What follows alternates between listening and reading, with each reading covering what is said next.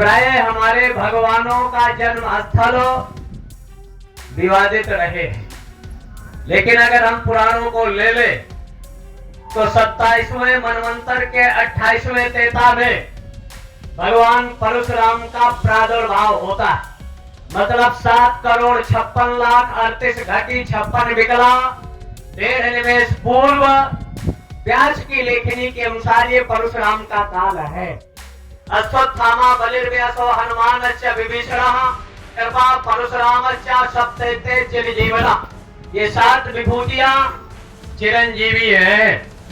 उस समय की जो भौगोलिक परिस्थितियां थी, स्थिति और परिस्थितियां थी, प्रायः उत्तर प्रदेश के लोगों ने जलालाबाद में भगवान परशुराम का बाल रूप में स्वीकारा है। और अगर हम ले लें तो जो मध्य प्रदेश इंदौर के पास जनापावा गांव है और इंदौर से 18 किलोमीटर या कहीं कहीं 56 किलोमीटर उस समय के पौराणिक सीमा के आधार पर भगवान परशुराम 56,000 भृगवंशी वहां एकत्र हुए। तो उस सतयुग में पहला आक्रमण गुरुकुलों पर हुआ। परशुराम के पिता का भगवान दत्तात्रेय के वरदान से उन्मत्त होकर तत्कालीन शासक सहस्त्रार्जुन ने जमदग्नि का गला काटा और परशुराम ने आराधना साधना किया।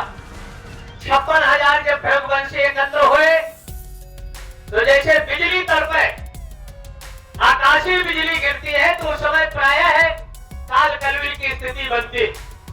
जब 32,000 भृगवंशियों का वहां सफाया हुआ और जनापावा से यहां तक परशुराम उस स्थिति में अदृश्य हो गए। तो मतलब पहला जन्म तो उनका यही है।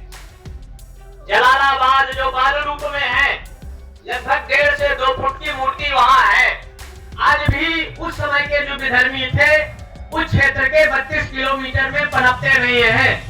लेकिन जनापावा वहां से पुनः पृथ्वी फोड़कर परशुराम जी वहां प्रादुर्भाव हुए, जिसका उल्लेख हमारे केरल के प्रोफेसर बनारस की सभा में कई पुराणों का उल्लेख लेते हुए तो जनापावा को भी परशुराम का जन्म स्थान मानते हैं। मराठी लोग उनको चिपलूर एक जगह है गोवा के रास्ते पर, जहां काम, काल और परशुराम के रूप में वहां एक कुंड है जो 27 विधर्मियों को काटकर परशुराम ने अपने पिता का तर्पण किया था। आज भी उसका जल मकर संक्रांति के अवसर पर प्रातः काल दूध जैसा रहेगा, दोपहर में वो थोड़ा पीलापन लेगा और सायंकाल वो रक्त के रूप में दिखता है। और अगर हम वहां परशुराम कुंड पूर्वोत्तर भारत का ले लें और कुछ लोग हरियाणा, लेकिन पौराणिक आधार और महाराष्ट्र की परशुराम यशोगाथा के आधार पर, पुराणों के आधार पर उसको जनापाव ही स्वीकार किया गया था, जो भराला जी की राष्ट्रीय परशुराम परिषद के 16 के विषय का लेकर आया। अब परशुराम के साहित्य को लेकर व्यास ने कूर्म पर मतलब कछुए पर लेखनी चलाया, मत्स्य पर चलाया, 12 पर लेखनी चलाकर पुराणों की रचना किया। तो इनसे भी गए गुजरे भगवान परशुराम नहीं थे कि परशुराम पुराण की रचना ना किया जा सकता है। इस पर भी संपूर्णानंद संस्कृत विश्वविद्यालय में परशुराम पुराण लगभग 300 पेज की पांडुलिपि है, लेकिन अर्थाभाव के चलते लगभग 700 पांडुलिपियां हैं जिनका प्रकाशन प्राय नहीं हुआ। वेदों की 1131 शाखाएं हैं, लेकिन आज 123 या 168 लमसम उपलब्ध हैं। सामवेद की मात्र 2 शाखाएं हैं, जो कि 1000 शाखाओं का उल्लेख मिलता है। 84 पुराणों का उल्लेख बद्रीनारायण के व्यास गुफा के ऊपर की जो पहाड़ है उनकी आकृति और पत्राकार वो पहाड़ है जिसमें उल्लेख है। लेकिन आज 18 पुराण और 18 उपपुराण ही उपलब्ध हैं। तो बहुत सी चीजें ग्रंथ आज उपलब्ध नहीं है। अगर ऋषि वही मंत्र दस्तारा ना तू कारका, ये जो ऋषि लोग हैं अपनी साधना उपासना से माध्यम से सृष्टि का परिवर्तन, ऋषि वही मंत्र दस्तारा ना तू कारका, पंच ज्ञानेंद्री पंच ज्ञान कर्मेंद्री 11वां मन को एकाग्र कर, अंतःकरण चतुष्टय मन बुद्धि चित्त अहंकार से, जब तुर्यातीत मूलाधार से गुदस्ती तिकस्ती के मध्य से कुंडली को मूलाधार में स्थित करते हैं। यदि पिंडे तद ब्रह्मांडे, विश्व ब्रह्मांड की घटित घटनाओं को अपनी समाधि की स्थिति में देखकर समाज का दिग्दर्शन कराते हैं। तो अनाचार दुराचार पापाचार जब समाज में बढ़ता है, जब समाज का शासक जनता को पुत्रवत पालन करना चाहिए, संरक्षण करना चाहिए और अन्याय पर उतारू होता है, तो उस अन्याय का प्रतिकार करने के लिए चाहे वो चाणक्य का रूप रहा हो, चाहे भगवान परशुराम का रूप रहा हो, चाहे वो 19 से अंग्रेजों के विरुद्ध आवाज उठाने का काल रहा हो, तो उस समय मंगल पांडे ने हथियार उठाया था और उन विधर्मियों से ललकारा था और अन्याय का प्रतिकार किया था। और जब भी इस धरा पर अन्याय होता है तो ब्राह्मणों ने अपने ज्ञान विज्ञान मास्तिक्यम ब्रह्म कर्म स्वभावजम, ज्ञान विज्ञान नई नई तकनीकी का आविष्कार इस धरा के ब्राह्मणों ने, मतलब तपा प्रधान नारीचा कन्यादाने दक्षता स्त्रिया सुखाय करते जायात्मका बोधता सब कहते यत्ते विद्यन्ते सा वै हिंदू रता स्मृता।